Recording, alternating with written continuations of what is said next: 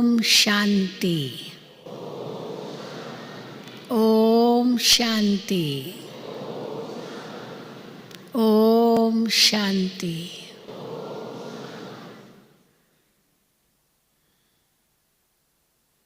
बहुत दूर दूर से आप सभी बाबा के घर में, इस मधुबन तपोभूमि में प्यारे बाप दादा से मिलन मनाने आए हो, तो आप सभी का हमारे तरफ से बहुत बहुत स्वागत है, स्वागत है, स्वागत है।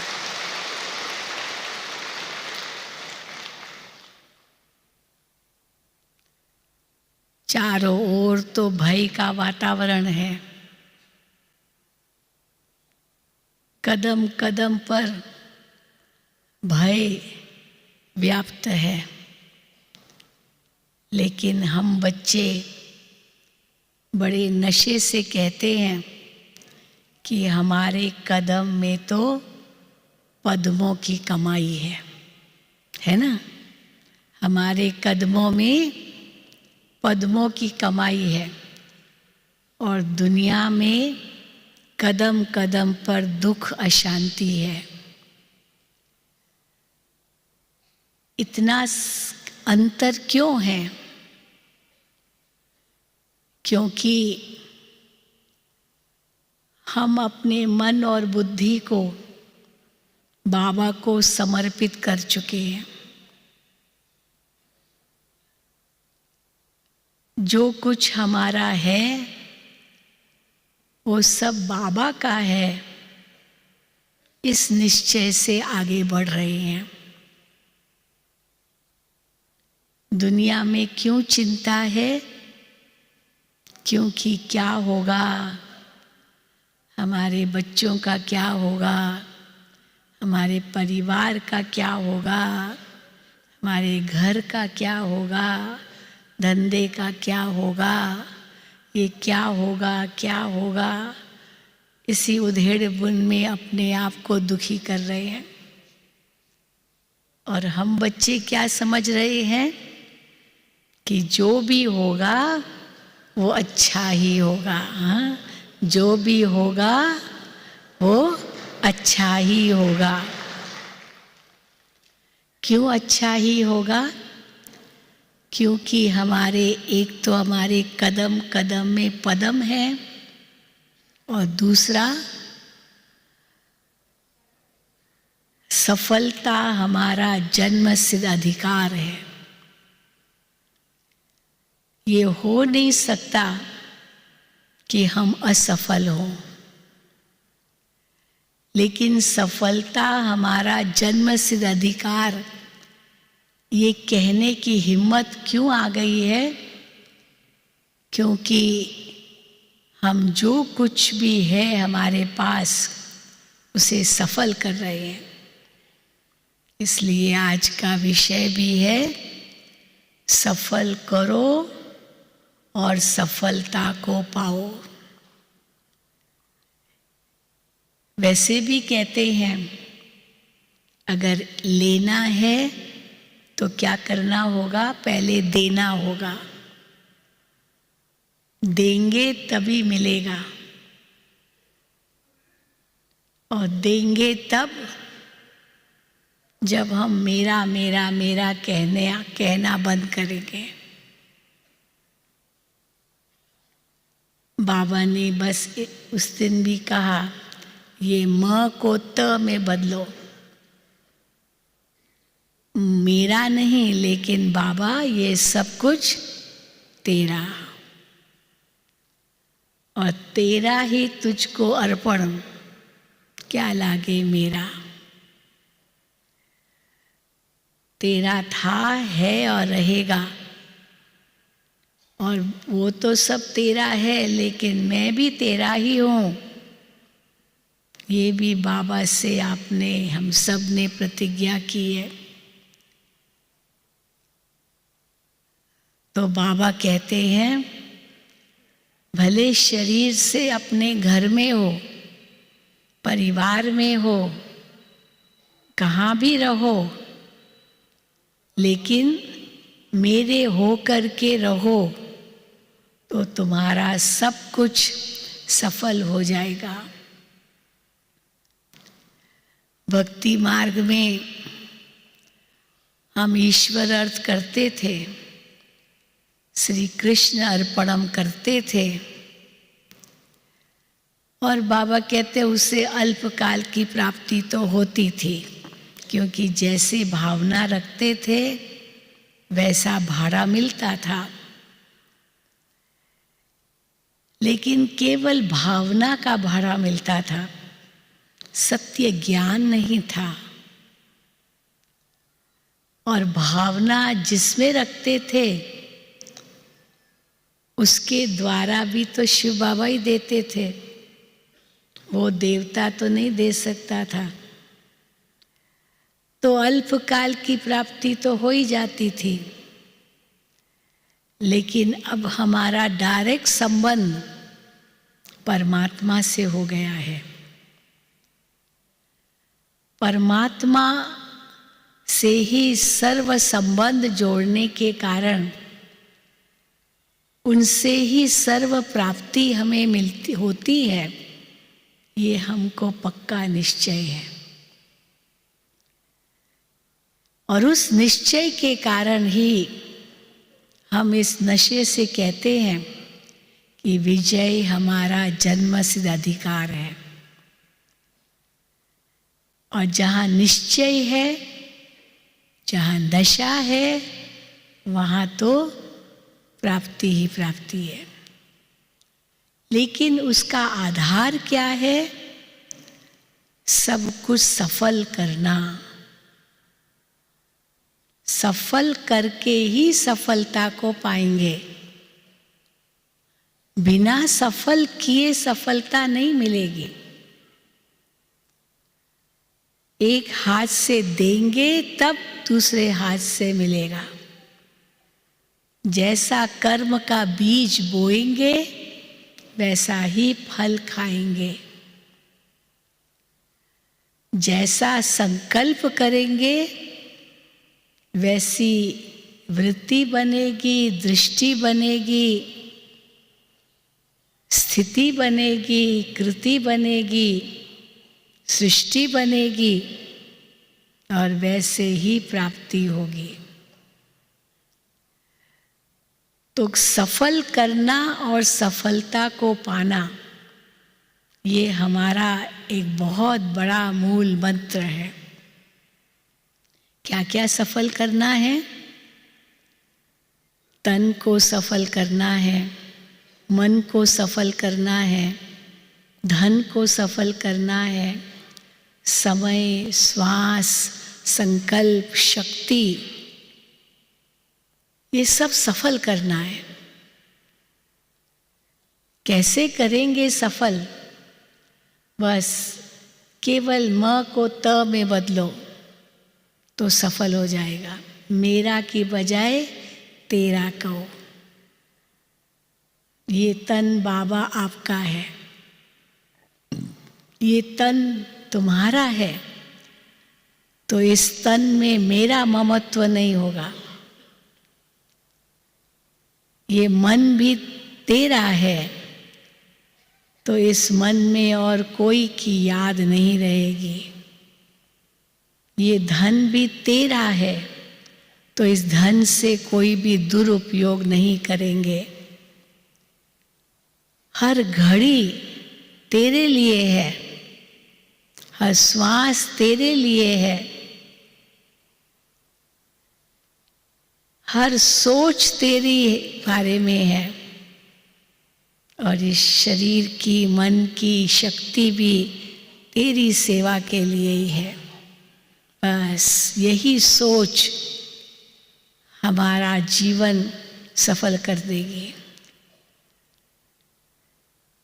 भक्ति मार्ग में हम देखते हैं सन्यासी लोग, वो तो सब कुछ छोड़ देते हैं।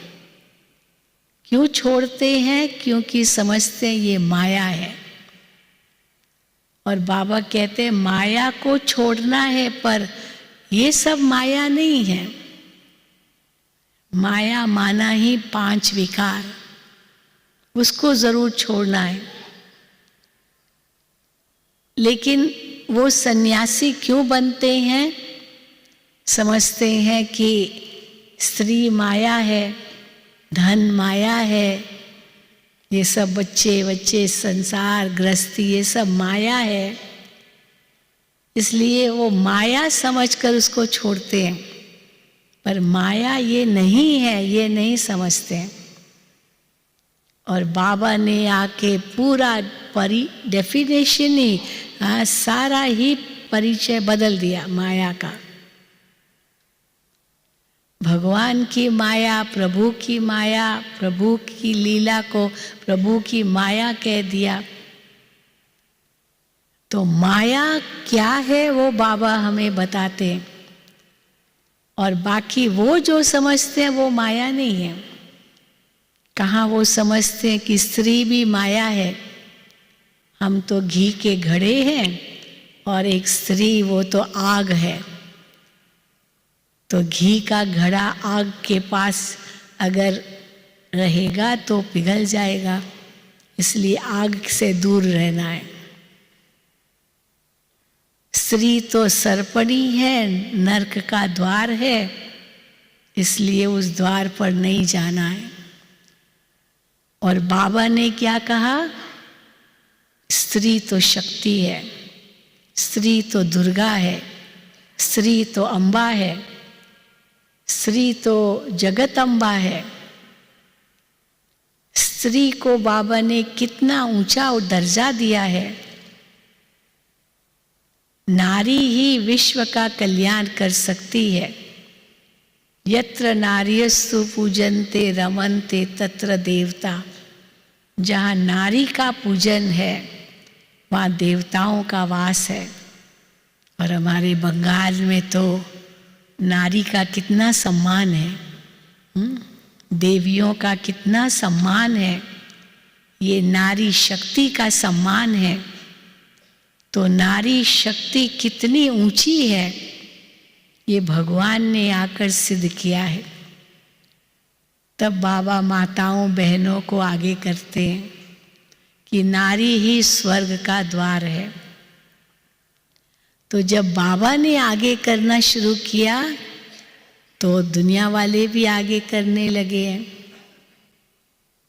जिसके परिणाम स्वरूप फिर से इस सृष्टि पर स्वर्ग आना है नारी शक्ति की मदद से।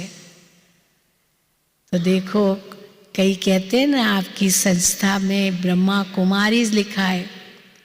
अब है तो दोनों भाई और बहनें, लेकिन बहनों को बाबा ने आगे किया है।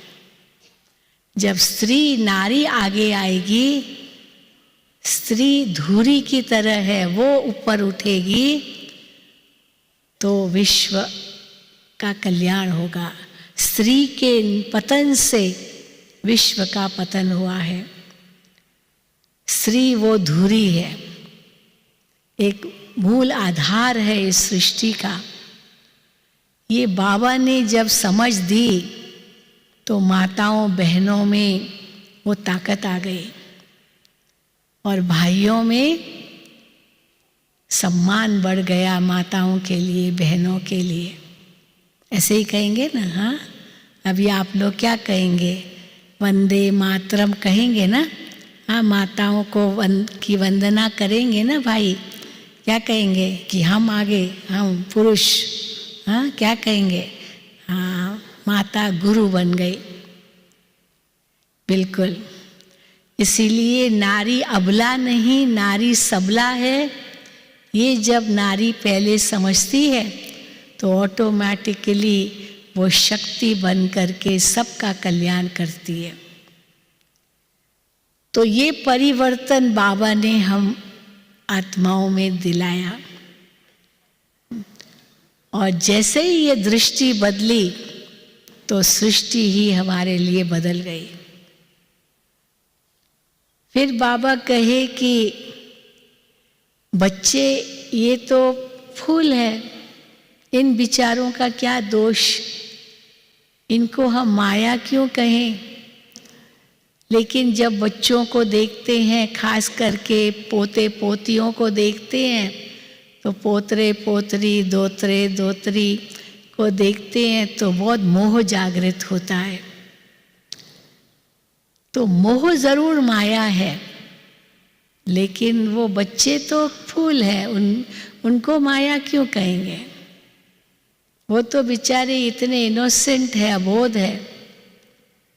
तो ये भी कितना बड़ा अज्ञान है कि उनको हम माया कहें। लेकिन ये भी बाबा के हैं, ये समझ लेंगे तो फिर मोह नहीं आएगा। मेरे हैं ये कहते हैं तो मोह आता है। स्त्री भी एक शक्ति है, ये काम वासना की पुतली नहीं है, क्योंकि काम वासना माया है, पर स्त्री तो माया नहीं है। बच्चे माया नहीं है, वो तो नन्हे फूल है। फिर कोई कहे कि ये धन माया है, इसलिए छोड़ देते हैं सन्यासी। तो बाबा कहते धन भी माया नहीं है, धन तो जरूरी है। अगर धन नहीं होगा तो दाल रोटी जो बाबा कहते मिलेगी, वो भी कैसे मिलेगी? धन होगा तभी तो मिलेगी ना। तो जीने के लिए हम खा रहे हैं तो धन तो चाहिए। हाँ, खाने के लिए नहीं जी रहे हैं, वो तो लोभ हो जाएगा। लेकिन जीने के लिए खा रहे हैं, क्योंकि शरीर को भोजन चाहिए। शरीर जो 5 तत्वों का बना हुआ है, उस शरीर को 5 तत्व चाहिए उसकी मेंटेनेंस रखने के लिए, करने के लिए। इसलिए धन भी माया नहीं है, और लक्ष्मी तो साक्षात धन की देवी बताते हैं, तो वो माया कैसे होगी? इसीलिए वो छोड़ देते हैं। और बाबा कहते तुम छोड़ते नहीं हो, तुम सफल करते हो। ये तन को भी माया समझते हैं, ये भी एक बंधन समझते हैं, क्योंकि समझते हैं मोक्ष चाहिए, मुक्ति चाहिए, जन्म मरण में आना ही नहीं है, ये तन लेना ही नहीं है, तो ये शरीर भी माया है। तो माया को कष्ट देते, शरीर को कष्ट देते हैं, है ना। कितने साधुओं को हम देखते हैं कितना कष्ट देते हैं। तीर्थों पर जाते हैं, तीर्थ स्थानों पर कितना शरीर को कष्ट देते हैं।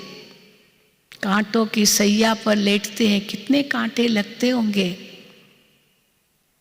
पंचअग्नि में खड़े होते हैं, चारों तरफ अग्नि और सूरज का ताप, और एक टांग पर खड़े होते हैं। एक प्रदर्शनी लग जाती है ऐसे साधुओं की, क्या क्या शरीर को कष्ट देते हैं। और वो कष्ट जो देते हैं, समझते जितना कष्ट देंगे उतना हमारे पाप दगद होंगे और हम मुक्त हो जाएंगे। फिर शरीर नहीं लेना है, आत्मा को मुक्ति मिल जाएगी, मोक्ष मिल जाएगा। शरीर को कष्ट देते हैं। और बाबा क्या कहते हैं? शरीर को कष्ट मत दो बच्चे, ये शरीर भी बहुत कीमती है। ये संगम युग का शरीर बहुत कीमती है। चतियां लगा करके भी चलाओ, कुछ दवा कुछ धुआ से शरीर को चलाओ। कभी भी ये नहीं सोचो ऐसे तो मर जाऊं तो अच्छा है, नहीं।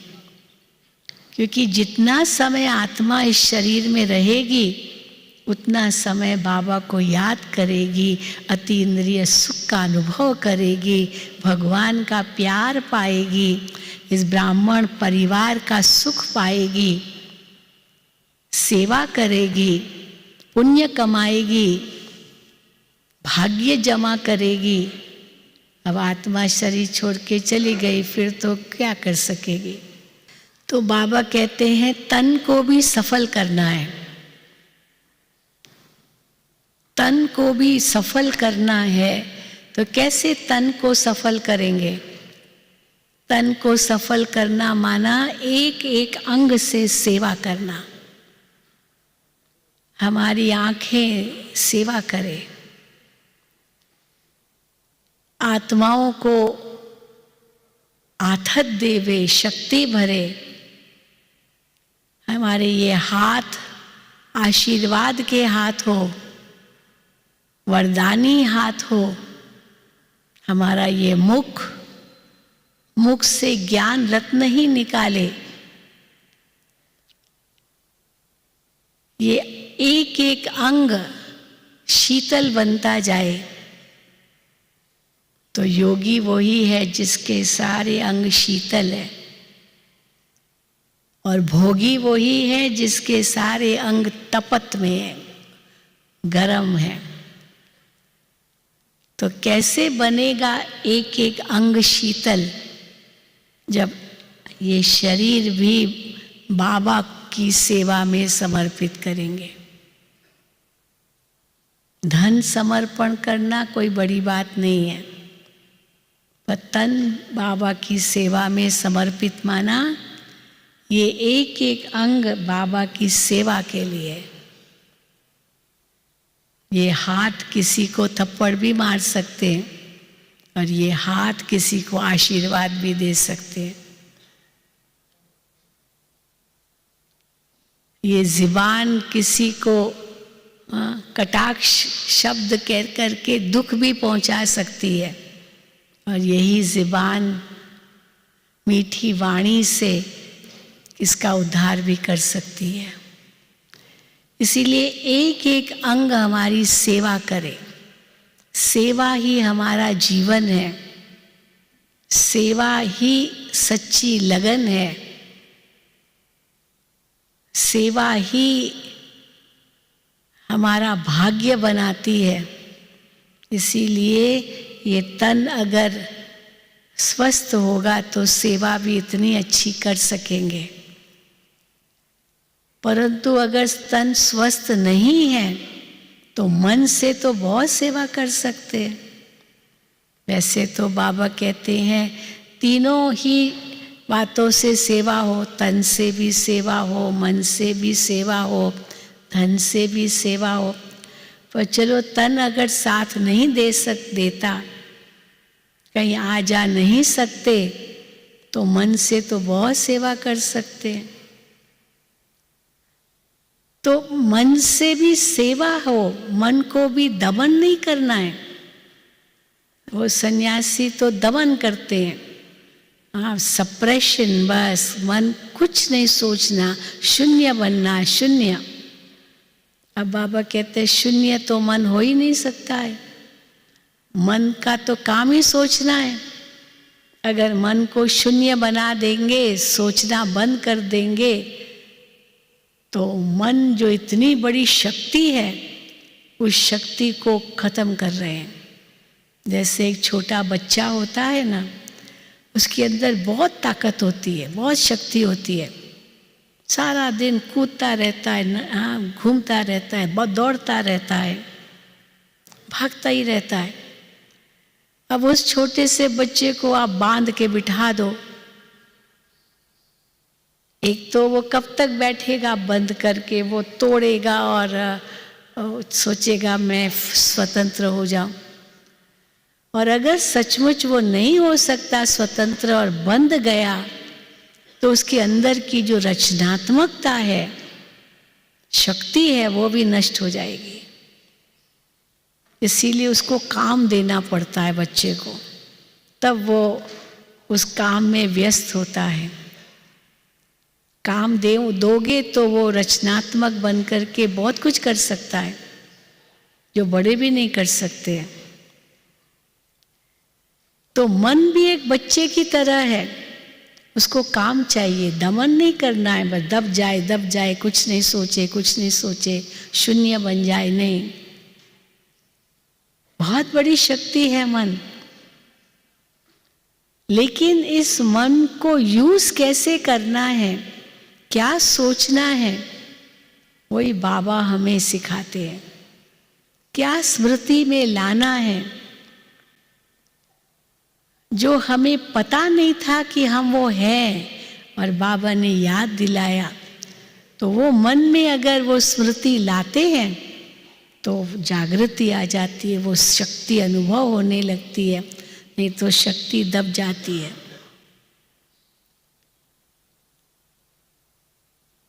तो बाबा ने हमें जो स्मृतियां दिलाई है, एक बहुत सुंदर मुरली चली ना बीच में अवेक बाप दादा की, क्या क्या स्मृतियां बाबा ने दिलाई है। उन स्मृतियों को अगर हम मन में सोचे तो भी इतनी शक्ति का अनुभव होगा। हम कौन हैं, हम क्या है, और अचानक वो शक्ति का अनुभव होगा। हम हैं वो, लेकिन हम भूल गए थे। जैसे हनुमान के लिए दिखाते हैं, उसके पास बहुत शक्ति थी, लेकिन वो शक्ति तब जागनी है, उनकी जागती थी जब उसको कहा जाता था, हे हनुमान पहचानो अपने आप को, आप कौन हो, अपनी शक्ति को जगाओ, तुम ये कर सकते हो। और हनुमान में शक्ति आ जाती थी, उड़ सकता हूँ, लघु हो सकता हूँ, हाँ इतना बड़ा हो सकता हूँ, ये कर सकता हूँ, ये सब शक्ति जागृत हो गई उसकी। नहीं तो तब तक समझता था मेरे पास क्या शक्ति है। परंतु उसको स्मृति दिलाई, और जैसे ही स्मृति दिलाई वो अंदर से वो स्मृति जागी, और देखो उसने क्या कमाल कर दिया। पर कई बार उल्टी शक्ति भी यूज करते हैं। तो बाबा ने कल भी कहा, कमाल क्या करते हैं, धमाल करते हैं। धमाल। युवा पीढ़ी के अंदर बहुत शक्ति है, लेकिन वो रचनात्मक कार्य की बजाय विनाशकारी कार्य करने लगे, तो वो शक्ति का तो दुरुपयोग हो गया। इसलिए मन बहुत बड़ी शक्ति है, और बाबा कहते इस मन को मेरे में लगाओ, ये काम करो। और जैसे हमने ये अंदर में ठान लिया ये मन भी बाबा का ही है, तो मन तो और कहीं जाएगा ही नहीं, चंचल नहीं बनेगा। या तो आज दुनिया में हम देखते हैं मन इतना चंचल है जो कंट्रोल से बाहर है, या तो इतना सोच सोच करके दिमाग को इतना सुन्न कर देते हैं जो सोचना ही बंद हो जाता है, डिप्रेशन में चले जाते हैं। जिन व्यक्तियों को डिप्रेशन होता है ना, अवसाद कहते हैं, वो बस बैठे रहते कुछ भी नहीं, क्या सोच रहे हैं पता ही नहीं, बैठे रहते बस देखते रहते। डिप्रेशन के पेशेंट्स है वो, क्योंकि बहुत सोच सोच करके अपने दिमाग को इतना कमज़ोर कर दिया है जो इतना सोचने की ज़रूरत नहीं थी। तो इसीलिए बाबा हमको सिखाते क्या सोचो क्या नहीं सोचो, ये मन के संकल्पों की बचत करो। ये बहुत बड़ी शक्ति है, लेकिन बहुत बड़ी संपत्ति भी है। हमारे संकल्प हमारी बहुत बड़ी संपत्ति है। जैसे उस संपत्ति का हम ध्यान रखते हैं कि वेस्ट न जाए, तो हमारे मन के संकल्प भी कितनी बड़ी संपत्ति है हमारी, उसका तो पता ही नहीं चलता। सारे दिन में कितने क्या क्या सोच चले, कहाँ कहाँ के चले, पता ही नहीं, और सब व्यर्थ के खाते में चले गए, कुछ भी रचनात्मक तो किया नहीं। इसीलिए बाबा कहते सब तरफ से बुद्धि योग हटाओ और मेरे में लगाओ, और मेरे से जो शक्ति आपको मिलेगी वो शक्ति कार्य में लगाओ, तो आपका हर कार्य भी सफल होगा। तो हर सोच हमारा सफल हो, हर शब्द सफल हो, हमारे जो बोल हो वो भी कल्याणकारी हो, वरदानी हो, सुखदाई हो, तो हर चीज सफल। तो कर्म भी सफल, क्योंकि हम उनके खातिर कर रहे हैं, और कर्म करने के बाद उनको हैंड ओवर करते हैं, फल उनके ऊपर छोड़ देते हैं। क्या फल मिलेगा, कितना मिलेगा, कब मिलेगा, वो सोचने की ज़रूरत ही नहीं है। कर्म किया, नेकी किया, दरिया में डाल, आपका भाग्य कहीं नहीं जाएगा, कोई नहीं ले सकता है। इसीलिए कहावत है ना कि भाग्य से ज़्यादा और समय से पहले कुछ नहीं मिलता। आपका जितना भाग्य है उस अनुसार आपको मिलेगा ही हर हालत में, लेकिन भाग्य बनाना तो हमारे हाथ में है।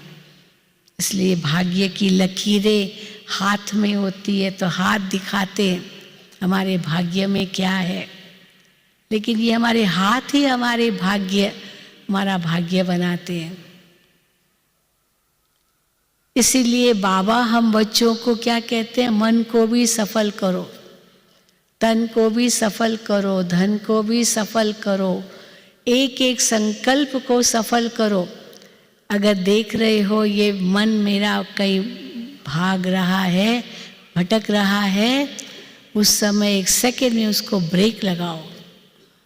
ब्रेक भी हमारे पास है, जैसे ड्राइवर के पैर के नीचे ही ब्रेक होती है, वो जब चाहे गाड़ी को ब्रेक लगा सकता है। तो एक सेकेंड में बाबा कहते हैं उस संकल्प को रोको जो व्यर्थ के खाते में जा रहा है। कैसे रोकेंगे? बाबा कहते हैं मन बुद्धि द्वारा मन को कहो नहीं नहीं। जैसे लगाम घोड़े को रोक सकती है ना, मालिक लगाम खींचेगा तो घोड़ा रुक जाएगा, वो उसका ब्रेक है। ढीला छोड़ेगा तो दौड़ेगा। इसीलिए मन रूपी घोड़े की ब्रेक है नहीं। नहीं कहा, मन रूपी घोड़ा वहीं खड़ा हो जाएगा। तो दो शब्द बाबा देते हैं मन रूपी घोड़े को ब्रेक देने लिए। एक है नहीं और दूसरा जिसको इंग्लिश में कहते हैं नॉट, NOT नॉट, और दूसरा शब्द है डॉट। डॉट माना बिंदी। ड्रामा की बिंदी लगाई, सब व्यर्थ संकल्प खत्म। क्योंकि ड्रामा में तो वही होना है जो होना है। बनी बनाई बन रही, अब कुछ बननी नहीं। तो क्यों हम चिंता करें? कोई अनहोनी तो हो ही नहीं है, कुछ भी नया नहीं हुआ, कुछ भी अकल्याणकारी नहीं है इस ड्रामा में। सब सही है, कुछ भी गलत नहीं है, ऐसा ही होना था। इसमें भी पीछे कोई राज है जो हम नहीं जानते, तो हम समझते हैं बुरा हुआ। आगे उसमें कितनी भलाई छिपी हुई है ये उस समय नहीं जानते हैं, तो समझते हैं ऐसे क्यों हुआ, नहीं होना चाहिए था, आदि आदि। इसीलिए ड्रामा का डॉट और दृढ़ संकल्प का नॉट ये लगाया, आपका व्यर्थ संकल्प खत्म। गीता में बहुत सुंदर दो शब्द बताए गए हैं। जब अर्जुन ने भगवान से पूछा कि इस मन को कैसे हम शांत रखें, मन तो बहुत चंचल है, तो भगवान ने दो शब्द दिए, वैराग्य और अभ्यास। वैराग्य और अभ्यास, इससे आप अपने मन को वश में कर सकते हो। वैराग्य, और बाबा वैराग्य के लिए तो हर रोज कितनी युक्तियां बताते हैं। आज भी बाबा ने बताया, क्या सोचो ये सब दुनिया मरी पड़ी है, सब खत्म, सब खत्म होने वाला है। तो जो चीज खत्म होने वाली है उसमें मोह थोड़ी रखेंगे। व्यक्ति का भी हम देखते हैं, चाहे कितना भी प्रिय क्यों ना हो, लेकिन जब डॉक्टर्स जवाब दे देते हैं कि अभी ये थोड़े घंटों का मेहमान है, किस घड़ी भी जा सकता है, तो क्या करते हैं, थोड़ा उनसे मोह हटाते जाते हैं, मोह हटाते जाते, क्योंकि अब ये खत्म होने वाला है। हटाना ही पड़ता है, जबरदस्ती भी हटाना पड़ता है, क्योंकि उसको तो जाना है। इसीलिए बाबा कहते हैं इस मन को सफल करो। मन में जो बाबा हमें स्मृतियां दिलाते हैं वो याद रखो। सत्य की दुनिया याद करो, वहां जाना है हमें। घर को याद करो, बाबा को याद करो, क्योंकि वही जाना है। जहाँ जाना होता है उसको याद करना होता है ना। अब आप लोगों को मधुबन आना था तो कितना समय पहले से तैयारी की होंगी। इन दिनों में मधुबन जाना है। आज 14 तारीख है तो भाई 10 तारीख से 18 तारीख तक कोई आपसे कहा होगा किसने, भाई मैं आपको उन दिनों में मिलूँगा। आपने कहा होगा नहीं नहीं नहीं, मैं उन दिनों में माउंट आबू में हूँ, माउंट आबू में हूँ, आबू में हूँ, आबू में हूँ। तो कितने दिनों से आपने आबू को याद करना शुरू किया होगा। आबू जाना है, आबू जाना है, बाबा के पास जाना है, बाबा के पास जाना है। तो जहाँ जाना होता है उसकी स्मृति तो और ताज़ी होती जाती है, क्योंकि तैयारी भी करनी होती है जाने के लिए। और तैयारी में क्या करते हैं, जो आवश्यक सामान है वही ले जाते हैं। सारा घर का सामान तो नहीं ले आएंगे ना, घर में तो कितनी चीज़ें होगी, हाँ है ना। तो इसीलिए इस यात्रा में भी क्या हमारे साथ चलेगा उसी पर ही ध्यान देना है। इसलिए वो जो अष्ट शक्तियों में दिखाते हैं ना समेटने की शक्ति, तो समेटने की शक्ति में क्या दिखाया है, एक होल्डॉल दिखाया है और एक पेटी दिखाई है और एक पर्स दिखाई है, थैला भी दिखाया है, पर्स। तो एक पर्स है, एक पेटी है और एक होल्डॉल है। पहले ज़माने में होल्डॉल होता था, होल्डॉल, उसमें बहुत कुछ डालते थे, बिस्तरा विस्तरा सब कुछ, और वो ऐसे रास्ते में नहीं खोलते थे, जब मंजिल पर पहुंचते थे तब खोलते थे। आजकल फ्लाइट्स में जाते हैं ना, आजकल फ्लाइट्स में जाते हैं तो वो चेक इन लगेज में डाल देते हैं, वो रास्ते में नहीं मिलेगा, वो तो जब आप मंजिल पर पहुंचेंगे वहीं मिलेगा। और होल्डॉल में भी सब डाल दिया, फिर बीच में खोलते नहीं है। तो 3 चीज़ें साथ में रखनी होती है। ट्रैवल लाइट, भारी सामान नहीं लेके जा सकते, वो तो कार्गो में भेज दो या और किसी तरीके से भेजो, अपने साथ नहीं ले जाएंगे। तो यहाँ तो और किसी तरीके से भेज भी नहीं सकते हैं, जो हमारे साथ चलना है वही चलना है, और तो कुछ नहीं चलना है। तो 3 चीज़ें कौन सी रखनी है, एक छोटा सा पर्स रखते हैं, बहनों को तो आदत है पर्स रखने की, और पर्स में क्या डालते हैं, कीमती सामान, अपना पैसा, पासपोर्ट, दवाइयाँ, जो बहुत ज़रूरी है वो पर्स में रखते हैं, क्योंकि बार बार उसकी आवश्यकता होती है। तो हमारी फिर पर्स कौन सी है जो हम साथ में रखते हैं, हमारी बहुत कीमती चीज़ें, वो भी देखेंगे।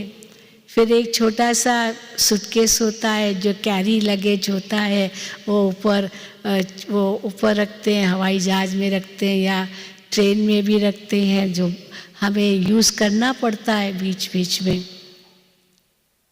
और एक तो बहुत बड़ा होल्डॉल, वो अंत में जाके खोलेंगे मंजिल पर। तो बाबा ने भी हमको 3 बातें बताई है। वो पर्स कौन सी है जो बार बार यूज़ करते हैं, वो हमारा मन है। तो मन में क्या डालना है, क्योंकि हर वक्त खोलना पड़ता है ना मन रूपी पर्स को। उस पर्स में बहुत कुछ हमारी कीमती चीज़ें हैं। तो हमारी जो सोच हो वो कितनी ऊंची हो, क्योंकि कीमती है ना बहुत, तो कीमती सोच है। और वो कीमती सोच का आधार क्या है, बाबा की याद के संकल्प। तो वही हमारी पर्स में हो, हर वक्त हम बाबा को याद करें, 1 सेकंड भी ना भूलें। बाबा को अपने से अलग करो ही नहीं। पर्स को कैसे रखते हैं? अपने से चिपका करके रखते हैं। ट्रेन में भी अपने आप से चिपका के रखते हैं ताकि कोई उठाए नहीं। कहीं भी जाएंगे पर्स को ज़रूर साथ में ले जाएंगे। तो बाबा को कहीं भी नहीं छोड़ना, बाबा आपके साथ है। जो इतना ज्ञान बाबा ने दिया है उस ज्ञान को अपने साथ रखना, पूरा टाइम साथ रखना। हर वक्त ये ज्ञान की भिन्न भिन्न पॉइंट्स काम आती है, हर परिस्थिति में काम आती है। ऐसे नहीं बस नोटबुक में नोट कर दिया, बस भूल गए, फिर आज मुरली सुनी, नोट किया, फिर कल सुबह खोलेंगे। नहीं, सारा दिन खोल करके पढ़ना है। आज बाबा ने क्या कहा, आज बाबा ने क्या कहा, सबको दिखाना है। तो इसीलिए ज्ञान का मनन चिंतन अगर मन में सदा चलता रहेगा तो ऑटोमेटिकली वो व्यर्थ बातें थोड़ी मन में आएगी। पर्स तो बहुत भारी भी नहीं उठाएंगे ना, हल्की उठाएंगे। फिर दूसरा जो छोटा छोटा हैंडबैग लेते हैं वो भी प्लेन में रखते हैं या ट्रेन में रखते हैं। इसमें आपकी और चीज़ें हैं जो जर्नी में, यात्रा में चाहिए, खाना पीना, पानी आदि जो कुछ भी है। तो बाबा कहते हैं वो आपके गुण और शक्तियाँ हैं, वो गुण शक्तियाँ भी सदा साथ में रखो। कभी भी वो गुण काम आएगा, कभी भी वो शक्ति काम आएगी। और जिस समय उस गुण या शक्ति की आवश्यकता है उस समय उस गुण शक्ति को यूज़ करो, मना नहीं है, वो आपके साथ ही है।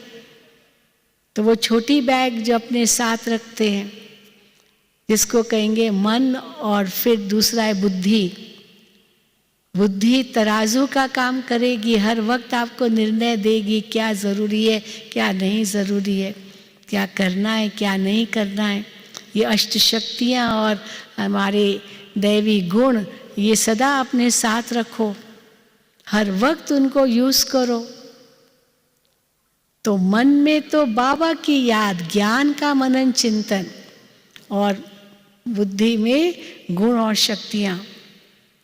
फिर वो जो होल्डॉल है या जो चेक इन लगेज है जो मंजिल पर मिलेगा वो है आपके संस्कार।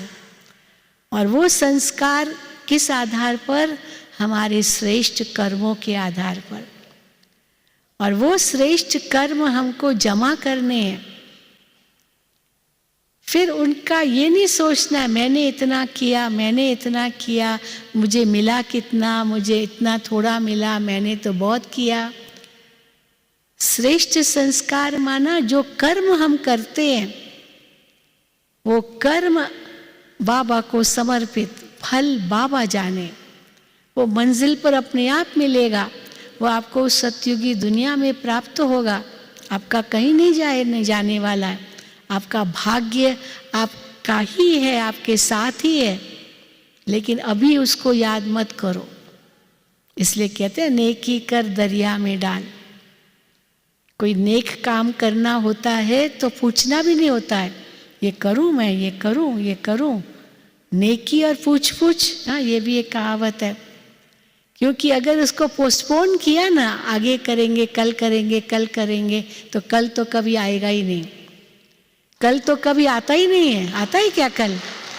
वो कल तो आज बन जाएगा ना, कल कहाँ आता है। इसलिए कहा गया जो कल करना है वो आज कर, जो आज करना है वो अभी कर। पल में प्रलय होगी फिर कभी कर, फिर कभी करेंगे। इसीलिए कर लो, आगे मत सोचो फिर करेंगे। फिर करेंगे तो ताकत कम हो जाएगी। और अगर गलत काम करना है तो बहुत सोचो। अच्छा नहीं करना है तो अच्छा कल करेंगे। कल आएगा तो फिर बोलो कल करेंगे, कल करेंगे। तो क्या होगा? धीरे धीरे उसकी भी ताकत कम हो जाएगी। और जैसे आपने उसको पोस्टपोन किया उसकी ताकत कम होती गई, आखिर आप कहेंगे छोड़ो। तो वो गलत काम से बच जाएंगे। और अच्छा काम है कल करूँगा ये नहीं सोचो, अभी करना है। कितना अंतर हो गया। हाँ बिल्कुल।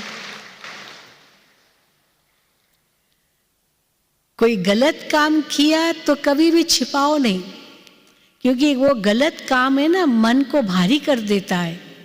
तन से तो हो गया, वो काम तो हो गया, गलत किया, लेकिन वो मन को इतना भारी कर देता है जो उसी को बार बार आप याद करते रहेंगे, क्योंकि गलत किया गलत किया। कहते हैं ना मन खाता है, तो मन खाएगा तो ऑटोमेटिकली वो समय, श्वास, संकल्प शक्ति कितना व्यर्थ जाता है। मन खाता है उस समय, तो पश्चाताप के भी आंसू बहाते हैं। तो अगर कोई गलत काम किया, ठीक नहीं किया, बता दो जिसकी चार्ज में है या जिसके जो निमित्त है, उनको बता करके हल्के हो जाओ। फिर जो सज़ा मिलेगी कुछ भी, ये तैयार रहो, सरेंडर हो जाओ। और गलत काम छिपाओ मत, और सही काम, अच्छा काम वर्णन करो मत। वो बाबा जाने और बाबा भाग्य अपने आप देगा, वो वर्णन मत करो। और हम लोग क्या करते, उल्टा करते। अच्छा काम किया तो सबको बताएंगे, मैंने अच्छा किया ना, मैंने ठीक किया ना, हाँ अच्छा किया ना। तो अच्छा किया तो माना प्रशंसा चाहते हैं, अच्छा तो किया है, वो तो पता है अच्छा किया है, तो प्रशंसा चाहते हैं, माना सब मेरी प्रशंसा करें। कई बार माताएं सब्जी बनाती है या कुछ ऐसे टोली बनाते या कुछ भी खाने का व्यंजन बनाती है और बांटती है, तो फिर सबसे पूछेगी अच्छा है, आपको अच्छा लगा, हाँ आपको अच्छा लगा, ओके हाँ बहुत अच्छा लगा, तो ये आपने बनाया, क्योंकि हमने बनाया इसलिए पूछेंगे, नहीं तो खाली ऐसे देंगे ना, पूछेंगे तो नहीं।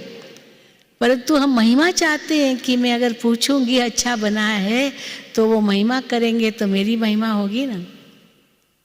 लेकिन अच्छा अगर किया तो वर्णन करने की ज़रूरत ही नहीं है।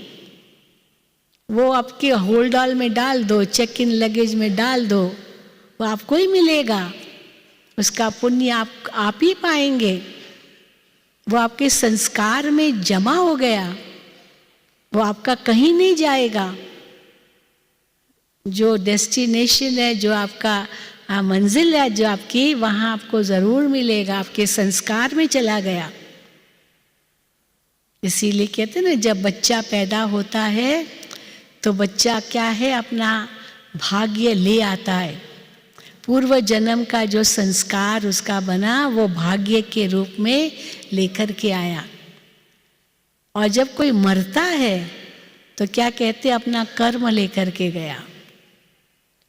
तो वो आत्मा पहले जो कर्म उस जीवन में किए थे, वो संस्कार के रूप में लेके गई, और वही संस्कार फिर भाग्य के रूप में नए जन्म में आया।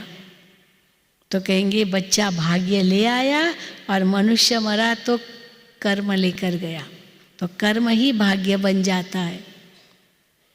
इसीलिए अच्छा काम किया तो वर्णन करने की ज़रूरत ही नहीं है, और गलत काम किया तो तुरंत बताकर, सच बता करके माफ़ी ले लो या जो भी करना है, और फिर प्रतिज्ञा करना है कि ये दोबारा नहीं करेंगे। और अच्छा किया, दूसरों ने प्रशंसा की तो प्रशंसा को स्वीकार भी मत करो। कई बार होता है ना, प्रशंसा को हम स्वीकार करते हैं, हम कई बार तो चाहते हैं कि प्रशंसा हो हमारी, क्योंकि हमने किया है। फिर प्रशंसा होती है तो प्रशंसा को स्वीकार करते हैं, और अगर नहीं मिली प्रशंसा तो भी नाराज हो जाते हैं कि प्रशंसा क्यों नहीं मिली। मांगते भी हैं प्रशंसा कई लोग तो,